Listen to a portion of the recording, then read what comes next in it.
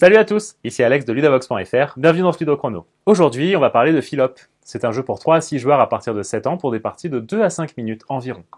Il s'agit d'un jeu de cartes rapide dans lequel vous allez jouer avec différents concepts philosophiques afin d'essayer d'amasser le plus de philosophes possible pour espérer remporter la partie.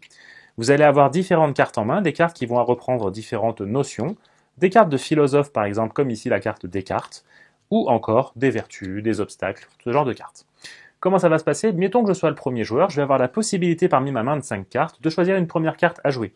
Mon objectif étant d'avoir le plus de philosophes possible pour gagner la partie, je vais choisir de jouer une première carte de philosophe, j'annonce donc des cartes, je repioche une carte puisque mon tour est terminé, et on passe au tour de la joueuse suivante. La joueuse suivante, elle n'a pas de philosophe à jouer a priori, donc elle va plutôt choisir de jouer une carte de notion. En l'occurrence ici, elle va jouer la notion de l'amitié. Son tour est terminé, on passe au tour du joueur suivant. Lorsqu'on joue des cartes, les philosophes, on les place devant nous, mais sinon on va jouer des cartes qui sont au centre de la table. Ici, mon adversaire, pour pouvoir jouer une carte, il faut qu'il joue une carte qui soit la même notion, ou alors de la même couleur.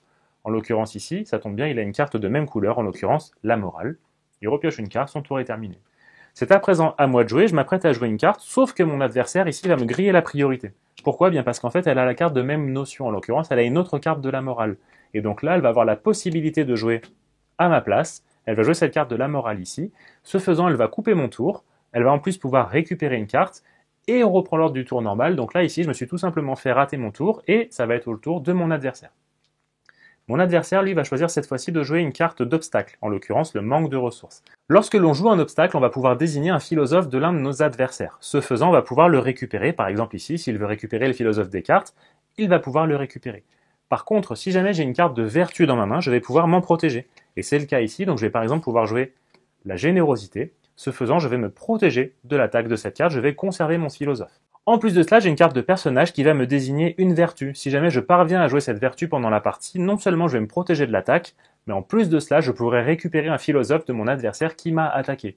Ici, il n'en avait pas en jeu, heureusement pour lui, sinon j'aurais pu lui en piquer un et le mettre devant moi. Ici, j'ai posé la vertu, je me suis donc défendu, je vais pouvoir repiocher une carte, et on va reprendre le tour, donc c'est à présent à moi de jouer. Ici, moi, j'ai pas de possibilité de jouer de cartes, j'ai pas de philosophe en main non plus, donc je vais tout simplement pouvoir passer. En effet, on peut passer lors de son tour si on ne peut pas jouer de cartes. Mon adversaire ici va pouvoir choisir une carte de sa main qu'elle va jouer, en l'occurrence, elle va choisir de jouer cette carte particulière qui est la carte du bonheur. Ces cartes avec des notions particulières vont avoir un effet spécial, en l'occurrence, elle va pouvoir échanger son jeu avec un autre joueur.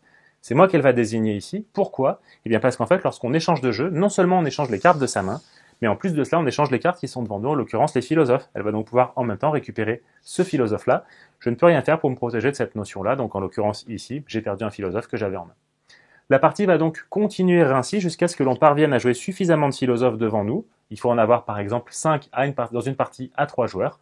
Mais en plus de cela, on doit en avoir un qui vont correspondre à différentes époques. Ici par exemple l'Antiquité, ici l'époque contemporaine, et si je rajoute à cela en plus les temps modernes, ici il ne me manquerait plus que 2 philosophes pour pouvoir ainsi remporter la partie. Philop est donc un jeu dans lequel vous devrez gérer au mieux votre main de cartes si vous voulez pouvoir recruter les philosophes le plus rapidement possible et ainsi remporter la partie. Alors maintenant, à vous de jouer, et à bientôt sur ludovox.fr.